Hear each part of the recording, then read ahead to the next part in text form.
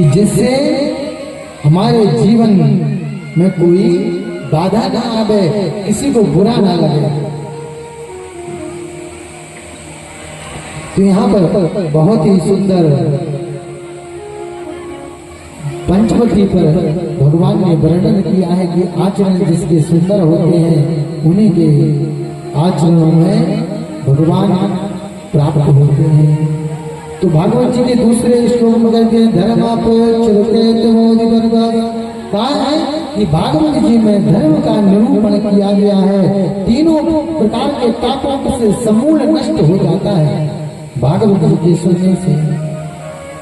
धर्म का दूसरा सत्य समाना है ना, धर्म के अलावा कोई दूसरा सत्य नहीं है, इसलिए हमें धर्म करना चाहिए। अब भागवत जी के बारे में पूछने लगे। सूत जी से पूछ रहे हैं सोनक जी कि प्रभु यह भागवत जो है उसका क्या फल है? कह रहे निगम कल्प तरोर गलितम फलम सुखमुखा द्रविदुषयोतमो पिबत भागवतम रसमालयम मुहुरहुरसिका भूमि भावुका। देखिए इस श्लोक का अर्थ जो है ना विशेष ध्यान से सुनना। जो कोई विशेष बात होती है ना उसको हम कहते हैं ध्यान से सुनना। निगम, निगम मतलब होते हैं वेद। निगम कल्प तरोर गलितम फलम। यह जो निगम है ना वेद रूपी वृक्ष से, भागवत महापुराण कल्प वृक्ष है, वेदों में से निकला हुआ यह भागवत जो है वो कल्प वृक्ष है। वो कल्प वृक्ष के नीचे बैठ करके हम जो मांग लेते हैं ना वो निश्चित ही पूरा होता है। निगम कल्प तरोर गलितम फलम, इसमें जो रस भरा है ना, निगम कल्प तरोर गलितम फलम, इसमें जो फल है ना वो पका हुआ फल है। भागवत जी में जो फल है ना वो पका हुआ फल है। तो सोनक आदि कहने लगे, बोले जब यह पका हुआ फल है तो जब ऊपर से टपकेगा तो बोले यह तो फूट जाएगा। बोले फूटेगा नहीं, क्योंकि ये जो फल है ना ये डाली से डाली होते हुए, शाखा प्रति शाखा से होते हुए आया है। बोले कैसे? बोले ये सबसे पहले भागवत जी किसने किसको सुनाई? बोले भगवान ने, नारायण ने ब्रह्मा जी को पहले भागवत जी सुनाई, ब्रह्मा जी ने नारद जी को सुनाई, नारद जी ने व्यास जी को सुनाई, और व्यास जी ने सुखदेव जी को सुनाई, और सुखदेव डाली से होकर के यह पारीक्षित पर पहुंची, और पारीक्षित से होते हुए आज यह भागवत कथा हम सब जन जन में हो रही है। तो यह वो पका हुआ फल है कि जो गिनने पर टूटता नहीं है। क्यों? कि डाली डाली से होता हुआ आया है। निगम कल्प तरोर गलितम फलम सुखमुखा द्रविद संयुतम। यह भी कह रहे हैं कि इसकी एक कारण की और है कि यह फल मीठा भी है। अच्छा, बोले इसकी क्या गारंटी आपकी? बोले आपने देखा होगा जिस फल में तोता चोंच मार देता है वह फल मीठा हो जाता है।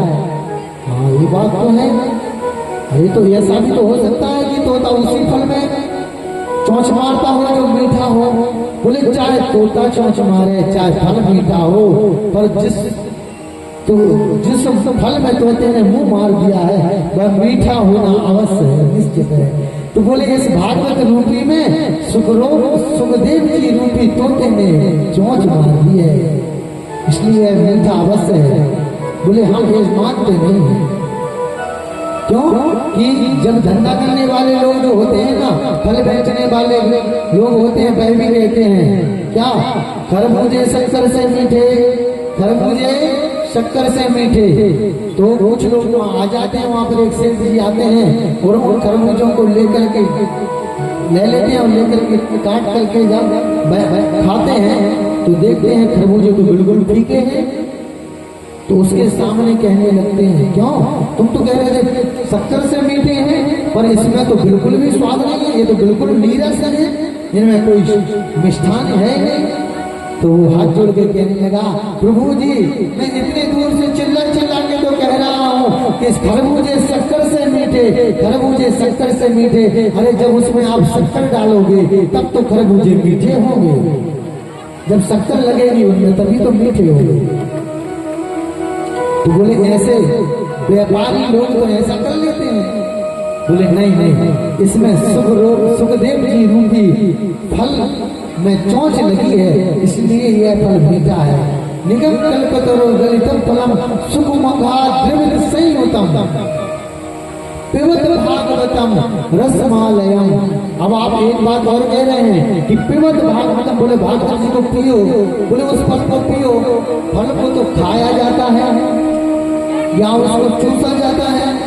बोले नहीं नहीं, ये फल ऐसा नहीं है। बोले इस फल में ना तो चिकले हैं और ना ही इसमें गुठलियां हैं। जिस फल में ना छिलके हो ना गुठलियां हो तो उसको क्या किया जाएगा? उसको पिया जाएगा। बोलो पिबत भागवतम रसमालयम मुहुरहु रसदा। बोले कितना पीना चाहिए? बोले इतना पियो, इतना पियो कि जब तक हमारा मन ना भर जाए, जब तक हमको गोविंद ना मिल जाए, तब तक इस भागवत रूपी रस को पीते रहना चाहिए। पिबत भागवतम रसमालयम मुहुरहु रसिका, मुहुरहु रसिका भूमि भावुका। बोले किसको पीना चाहिए?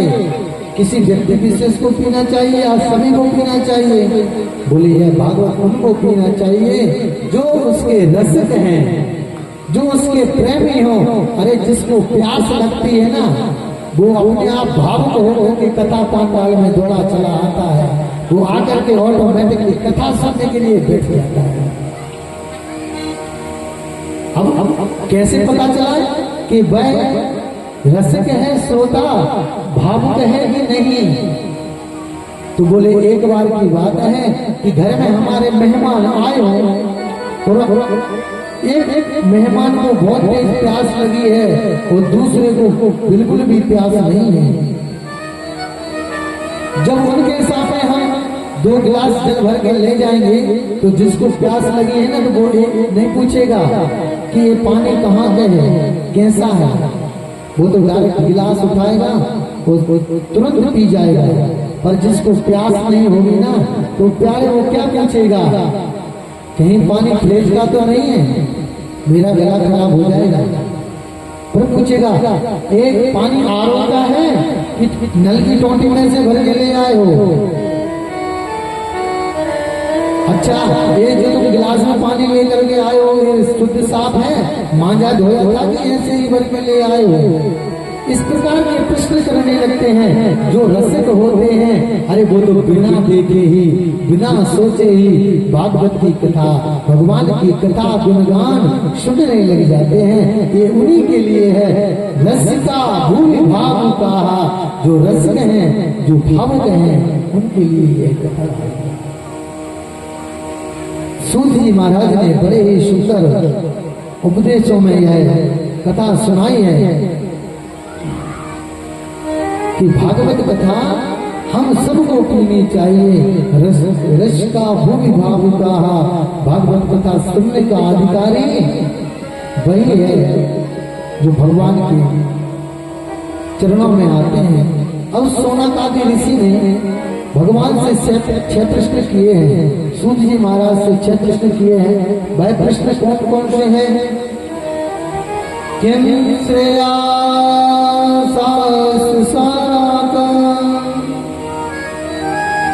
श्रुता प्रयोजनम किम कर्म देवताश्च धर्मा किम शरणं गता। 6 प्रश्न किए हैं सूत जी महाराज से। क्या किए हैं कि एक तो सबसे पहली बात होगी है किम से या मनुष्य जीवन पाकर के मनुष्य के लिए क्या करना चाहिए, क्या उसका कर्म है, क्या उसका परम धर्म है, मनुष्य जीवन लेने के बाद उसको क्या करना चाहिए। पहली बात तो ये प्रश्न किया है। या तो प्रातः 4 बजे उठ जाना चाहिए, या बहुत सारा धन देना चाहिए, या भजन कीर्तन में नृत्य करना चाहिए? पहला प्रश्न। दूसरा प्रश्न क्या है? शास्त्र सारा, बोले हमारे इतने शास्त्र हैं, उनका आखिर सार क्या है?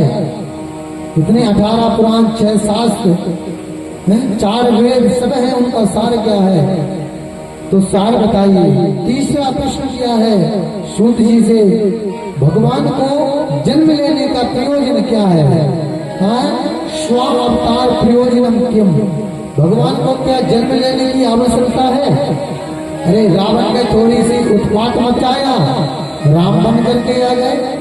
कृष्ण ने थोड़े से उत्पात मचाया, कंस ने थोड़ा सा उत्पात मचाया, कृष्ण बन करके आ गए।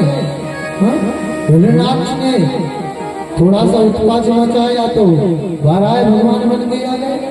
ऐसी क्या जरूरी है कि हर थोड़ी सी समस्या के बीच में जन्म लेना पड़े? अरे भगवान तो केवल मात्र दया दृष्टि से ही सबका नाश कर दे राक्षसों का। क्या राक्षसों का नाश करने के लिए जन्म लेना भगवान का जरूरी है? चौथा प्रश्न किया है किम कर्मा, आज तक भगवान के कितने अवतार हुए हैं? भगवान के कितने अवतार हुए हैं पूछने लगे। पांचवा प्रश्न है हमारे जीवन का परम उद्देश्य क्या होना चाहिए? हमारा लक्ष्य क्या होना चाहिए? और छठवां प्रश्न किया है कि प्रभु जब भगवान इस धराधाम को छोड़ करके गोलोक धाम को गए थे तब धर्म किसकी शरण में गया था? भगवान ने पहले ही कहा था धर्म संस्थापनासाय संभवामि युगे युगे, धर्म संस्थापनासाय संभवामि युगे युगे, मैं धर्म की रक्षा करने के लिए हर युग में जन्म लूंगा। तो बोले क्या धर्म कहाँ गया है? पृथ्वी पर रह गया या कहीं और चला गया है? किसकी शरण में गया है? अब इस प्रकार सूत जी ने जो प्रश्न सुने तो बहुत प्रसन्न हुए, सौनक आदियों से कहने लगे आपने बहुत अच्छे प्रश्न किए हैं, मेरा मन गदगद हो गया है। पर इन सब के पहले मैं चाहता हूँ कि पहले गुरु जी का मैं स्मरण करूं, क्योंकि सूत जी के गुरु जी सुखदेव जी महाराज हैं। सुखदेव जी महाराज को प्रणाम कर रहे हैं। गुरुर्ब्रह्मा गुरुर्विष्णु गुरुर्देव महेश्वरा गुरुर्साक्षात् परम ब्रह्म तस्मै श्री गुरवे नमः। अज्ञानतिमिरान्धस्य ज्ञानञ्जनशलाकया चक्षुरुन्मीलितं येन तस्मै श्री गुरवे नमः। यहाँ सुखदेव जी महाराज को प्रणाम किया है। हम सब भी आप सुखदेव जी महाराज को प्रणाम करते हैं। बोले सुखदेव जी महाराज की। अच्छा, आप सब लोग जानते होंगे कि सुखदेव जी महाराज कौन है? सुखदेव जी महाराज के बारे में जानते हैं? देखिए, सुखदेव जी महाराज की बात बताते हैं कि एक बार नारद जी घूमते हुए कैलाश पर्वत की ओर गए हैं। जब वे कैलाश पर्वत की ओर गए हैं तो वहां देखा कि भगवान भोलेनाथ तपस्या में लीन है। वो माता पार्वती जी उनकी सेवा में लगी हुई हैं। जब माता पार्वती जी उनकी सेवा में लगी हैं तो नारद जी ने जाकर देखा कि आज तक इनके घर पर कभी खटपट भी नहीं हुई है, तो चले थोड़ा सा बाबा के मठ पर हो आए। तो बाबा जी के मठ पर पहुंच गए। माता जी से पूछने लगे, माता जी सब कुशल मंगल है? बोले हाँ, सब कुशल मंगल है, सब आनंद में है, भगवान की कृपा है। बोले आपका आज कैसे आना हुआ? अरे मैया मैं क्या बताऊं, संसार में तो देखा है कि घर घर में इतनी लड़ाइयां हो रही हैं, पति पत्नी में लड़ाइयां हो रही हैं, सास ससुर में लड़ाइयां हो रही हैं, पति पत्नी और बहू में लड़ाइयां हो रही हैं। और सास बहू में लड़ाई हो रही, जहां देखो वहां लड़ाइयों का झंझट बना हुआ है। नारद जी की बात सुनकर माता जी कहने लगी कि प्रभु हमारे यहाँ तो कोई लड़ाई नहीं होती, भगवान की कृपा है, हमारे यहाँ तो कभी कोई लड़ाई होती नहीं है। तो सच में देखो भोले बाबा का परिवार कितना अच्छा है, कभी लड़ाई होती नहीं है। देखो माता पार्वती जी का वाहन क्या है? शेर है ना, और बाबा की सवारी क्या है? नंदी। नंदी और शेर के बीच में कभी बन सकती है? बिल्कुल नहीं। और बाबा के गले में सर्प, उनके बड़े बेटे की सवारी है मोर। सर्प और मोर की तो बिल्कुल भी नहीं बनती है। बाबा के गले में सर्प और छोटे बेटे की सवारी मूसक। एक दूसरे को देख के नहीं से आते, आपस में तुरंत हावी होने को चाहते हैं, पर उनके घर में देखो कितनी शांति से रह रहे हैं। उनके इतने प्रेम से रह रहे हैं वे कि उनको पता ही नहीं चल रहा है कि हमारे घर में आपस में एक दूसरे के शत्रु हैं। और भगवान की भी महिमा देखें कि भगवान की सभी चीजें एक साथ दो दो हैं। भगवान की भोलेनाथ के शरीर पर दोनों चीजें लगी हुई हैं। अब देखें माथे पर चंद्रमा भगवान की और गले में विष।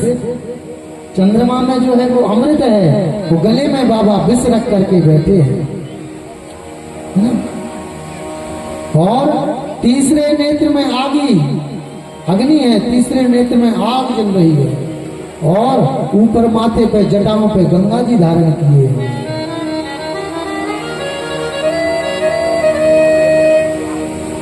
शरीर में भस्म, अंग में भूत लपेटे हुए हैं और शरीर में भभूति भी लगाए हुए हैं। भगवान शिव की भी महिमा अलग है। उनके घर में लड़ाई होती नहीं कभी, तो भगवान नारद जी ने सोचा आज तो उनके घर पर लड़ाई करा देनी चाहिए। आप बताएं करानी चाहिए कि नहीं करानी चाहिए? नारद जी ने कहा मैया बाप जैसे बाबा है, आपके लिए बाबा सब कुछ बता देते होंगे, आपसे बहुत प्रेम करते हैं, आज तक कोई बात छिपाई नहीं होगी।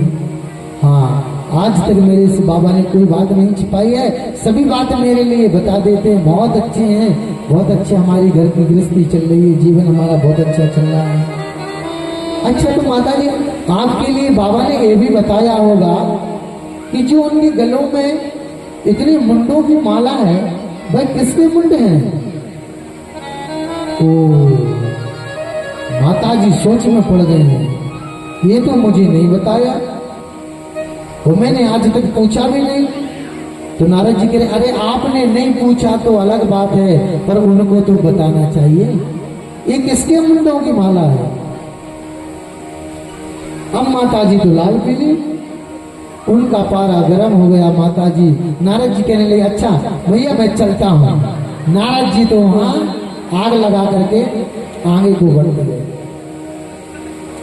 जैसे ही बाबा ने समाधि से नेत्र खोले हैं, मैया सामने बैठी हैं, माता की आंखों में से आंसू झरझर बह रहे हैं। भैया इन मैयों के आंसुओं की तो वर्णनी नहीं है, तब इनके आंसू आ जाएं। बेटे की अच्छी नौकरी लग गई तब भी आंसू आ रहे हैं। काहे? बोले खुशी के आंसू हैं, हमारे बेटे ने बहुत मेहनत करके अच्छे नंबर से पास होकर के आज नौकरी प्राप्त की है। घर में कोई संकट आ जाए, परेशानी आ जाए तो आंसू आ जाते हैं तुरंत। बहुत परेशान है साहब, जीवन ही सुखी नहीं है।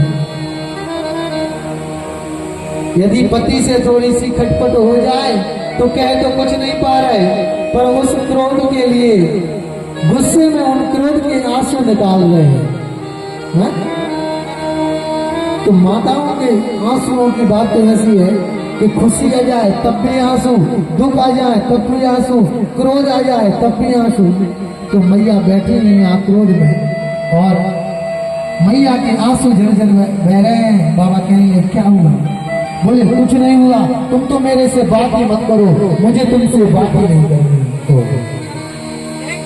क्या हुआ? क्या नारद जी आए थे क्या? बोले हाँ। क्यों? बस यही पूछ रहा हूँ, नारद जी आए थे, आप यही पूछना चाह रही हो ना मेरे से कि गलों में मुंडों की माला किसके है? अरे बोले ये जो गले में मुंडों की माला में पहने हुए हो ना, ये मुंडों की माला किसी और की नहीं है देवी जी, ये आपके ही नरमुंडों की माला है। आपने जितनी जितनी बार देह त्यागी है, मैंने ये एक एक मुंड आपके इस माला में परोता गया हूँ और सजेता गया हूँ कि मुझे याद रहे। अच्छा, तो आपने मेरे एक एक मुंडों की माला बनाकर पहन रखी है। मैं मरती गई, आप जैसे के तैसे जीवित हैं, आपने ऐसी कौन सी अमर बूटी पी रखी है? तब वे कह रहे हैं कि बोले मैंने अमर बूटी नहीं, मैंने अमर कथा सुन रखी है, इसलिए मैं अजर अमर हो गया हूँ, अविनाशी हो गया। तो वहां माता जी कहने लगी मुझे भी अमर कथा सुनाइए। बाबा कैलाश पर्वत पर से चलकर अमरनाथ की गुफाओं में पहुंचे हैं और वहां अमर कथा सुनाने को प्रारंभ हुआ तो भगवान ने डमरू बजाया। डमरू बजा करके सभी जीव जंतुओं को वहां से भगा दिया। कोई है तो नहीं, कोई अमर कथा सुन तो नहीं रहा है। पर जैसे ही देखा बाबा ने पीछे मुड़कर कि एक तोते का अंडा पड़ा हुआ है, तो भगवान ने सोचा भाई निर्जीव है। पर जैसे ही कथा प्रारंभ हुई तो जैसे ही जयकारा लगाए बोले वृंदावन बिहारी लाल की, भागवत महापुराण की, जैसे ही जयकारा बाबा ने लगाई है तो वहां वह अंडा फूट गया है और वहां पर एक तोते के रूप में उसने जन्म ले लिया। अब बाबा ने नेत्र बंद करके माता जी से कहा कि आप कथा सुनना और हुंकारे भरते चलना। बाबा कथा सुनाते जा रहे हैं, कथा सुनाते जा रहे हैं। जैसे ही दसम स्कंद की कथा प्रारंभ की है बाबा ने, वो मैया की नींद लग गई, माँ पार्वती जी की नींद लग गई और यहाँ तोता हुंकारे भरने लगा। हूँ एक बार की बात है, हूँ ऐसे हुंकारे भरने लगा तोता।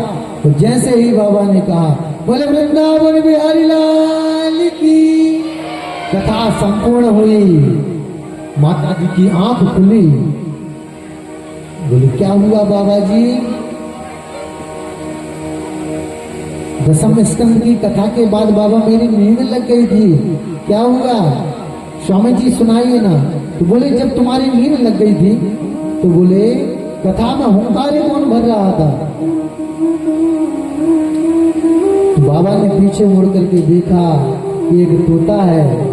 बाबा को क्रोध आया और बाबा ने तुरंत अपने बाण त्रिशूल को निकाला है और उस तोते के पीछे उस त्रिशूल को लगा दिया है। तोता भागते भागते भागते जाकर बद्री विशाल में जाकर के शाम आश्रम पर, वहां व्यास जी महाराज के आश्रम पर व्यास जी की पत्नी बिटिया देवी उसी समय संध्या के समय जमाई ले रही थी। जैसे ही जमाई उन्होंने ली, उसी समय सुखदेव रूपी तोता उनके गर्भ में जाकर पेट में विराजमान हो गए। और बाबा पीछे से क्रोध में आए और आकर के व्यास जी से कहने लगे भोलेनाथ कि वो मेरा चोर आया है, मेरा चोर आया है, यहाँ पर मेरी कथा को चुरकर चोर आया है। तो बोले क्या चोरी की है उसने?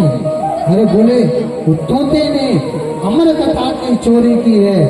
तो व्यास जी कहने लगे जिसने अमर कथा की चोरी कर ली है फिर क्या वो मर सकता है?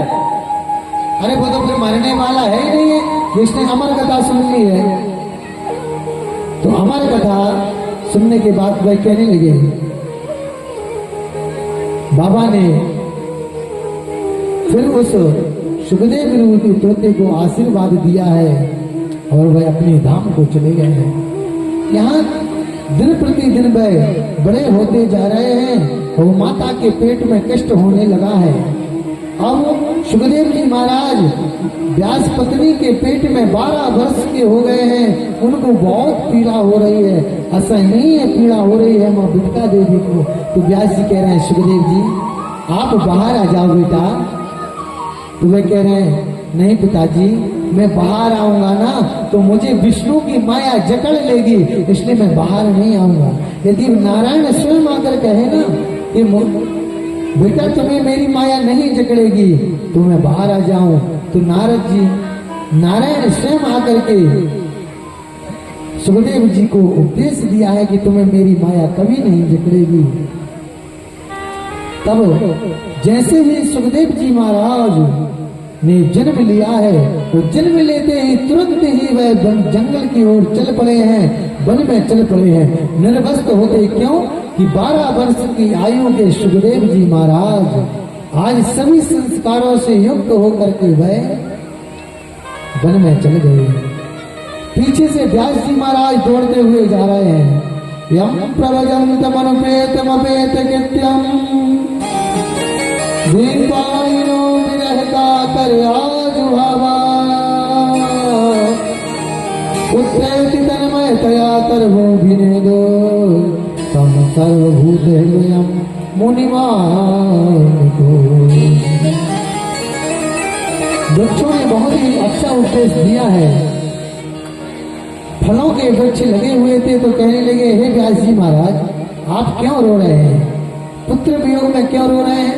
देखिए मेरे वृक्ष में मेरे ऊपर तो रोज हर वर्ष कितने फल आते हैं और रोज वह कोई ना कोई तोड़ कर ले जाता है, पर मैंने आज तक भी उस पुत्र वियोग में नहीं रोया, आप क्यों रोते जा रहे हैं। वृक्षों की ऐसी शब्दावली सुनकर के व्यास जी महाराज प्रसन्न हुए और व्यास जी महाराज के लिए वहाँ शौनक आदि ऋषि ने सभी ने सुखदेव जी महाराज को प्रणाम किया है। हम सब भी सुखदेव जी महाराज को प्रणाम करते हैं। बोले सुखदेव जी महाराज की। अब यहाँ गुरु जी को प्रणाम करने के बाद सूत जी महाराज ने कहा कि अब मैं आपके लिए उन 6 प्रश्नों का उत्तर देना चाहता हूँ। बोले सबसे पहला उत्तर है कि हमारा परम धर्म है भक्ति करना। भक्ति कैसी करनी चाहिए हमको। हमारी भक्ति अहोत की होनी चाहिए, हमारी भक्ति निस्वार्थ होनी चाहिए, हमारी भक्ति कामना रहित होनी चाहिए। हमारी भक्ति में कोई कामना भगवान के पास लिस्ट मत देना चाहिए कि भगवान हमारे इतने काम कर दो, हम आपको जल चढ़ाएंगे, हम आपको फल चढ़ाएंगे। देखें मीराबाई ने भक्ति की थी, मीराबाई ने भक्ति की, भगवान में जब उसका मन लग गया ना तो मीरा की भक्ति से भगवान प्रसन्न हुए। और मीरा देखो अपने पति को छोड़ा, अपने राज को छोड़ा, अपने समाज को छोड़ा, अपने सर्वस्व भगवान को समर्पित कर दिया। और क्या कह रही है, राणा जी तेरे महलों में आग लगे, राणा जी तेरे महलों में आग लगे, राणा जी तेरे महलों में आग लगे, राणा जी तेरे महलों में आग लगे, राणा जी तेरे महलों में आग लगे, राणा जी तेरे महलों में आग लगे। मैं तो चली वृंदावन स्वामी, मैं तो चली वृंदावन स्वामी, मैं तो चली वृंदावन राधा, मैं तो चली वृंदावन राधा, तेरे महलों में आग लगी, राधा जी तेरे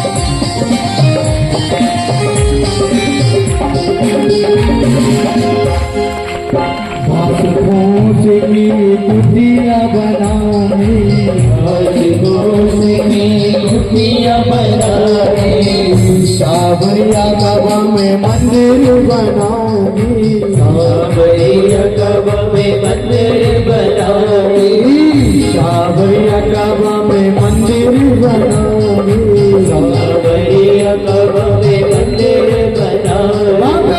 तुलसी के बैठ लगे राणा जी महलों में नाग लगे, राणा जी के महलों में आग लगी, राणा जी के महलों में आग लगी।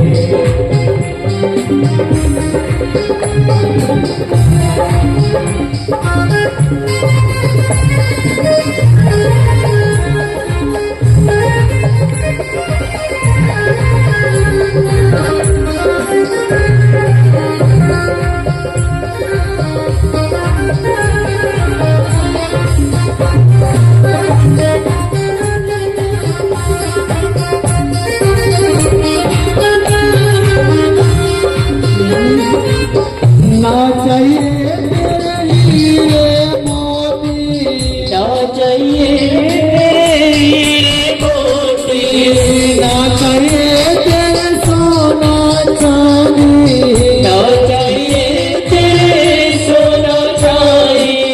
ये तो करे गाँव करे, राणा जी तेरे महलों में आग लगी, राणा जी तेरे महलों में आग लगी, राणा जी तेरे महलों में आग लगी, राणा जी तेरे महलों में आग लगी।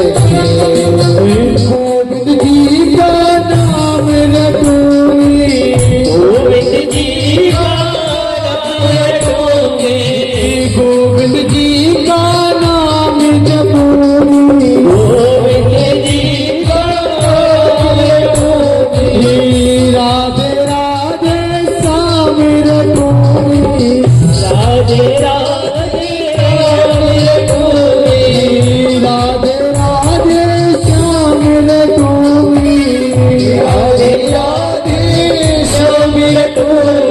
पहरे दाग लगे,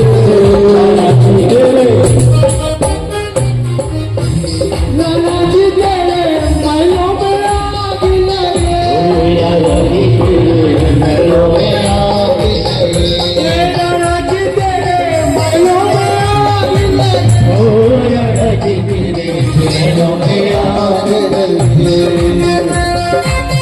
दोनों हाथ जोड़े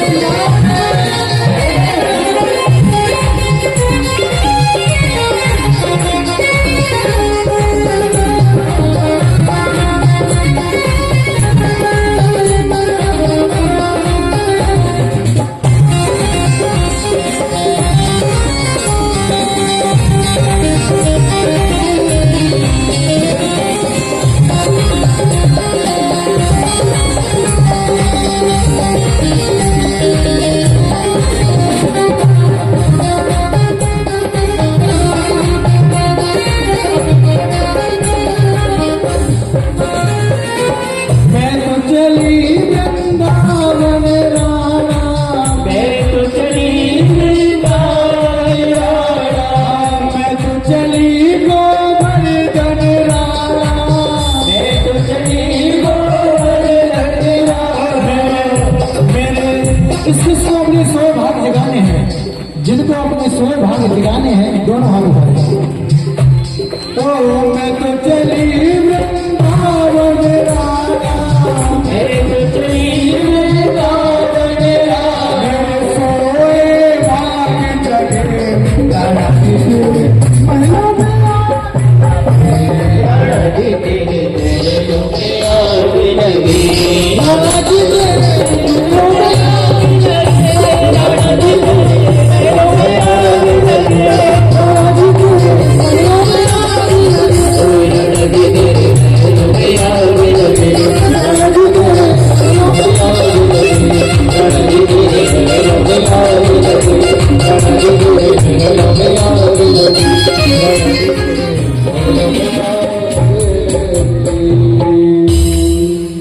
बोले वृंदावन। यहाँ मीरा ने अपना सब कुछ त्याग दिया है भगवान की भक्ति के लिए।